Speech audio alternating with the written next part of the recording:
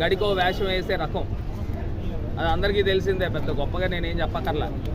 ఇదే చంద్రబాబు నాయుడు గారు పురుషులు ఉన్న మీటింగుల్లో చెప్తారు, తమ్ముడు రాత్రి అవుతుంది, రాత్రి అయితే ఎవరైనా ఒక క్వార్టర్ ఇవ్వాలని అనుకుంటారు అని పురుషుల దగ్గర మాట్లాడతారు. మహిళల దగ్గర ఏం మాట్లాడతారంటే మద్యము తాగకూడదు, మద్యం వలన ఇంత సర్వనాశనం అయిపోతున్నారని మహిళల దగ్గర మాట్లాడతారు.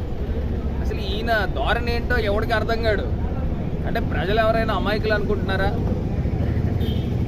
పురుషుల దగ్గర మాట్లాడేది నైట్ అయితే ఒక క్వార్టర్ ఇవ్వాలని అనుకుంటారా లేదా అని చెప్పేసి ఆయన చెప్తాడు, మహిళల దగ్గర వేయకూడదని చెప్తాడు. ఇప్పుడు ఇవాళ నోటుకొచ్చిన మాటలు జే బ్రాండ్లని నోటుకొచ్చిన మాటలు చెప్తా ఉన్నారు. వాళ్ళ ప్రభుత్వం నియంత్రణ చేస్తూ ఉంది మద్యం పైన. ఇదివరకు వెచ్చలవిడిగా మీరు చూస్తే ప్రతి పేటకు ఒక బెల్ట్ షాప్ ఉండేది, ప్రతి కిళ్ళీ కొట్లలో కూడా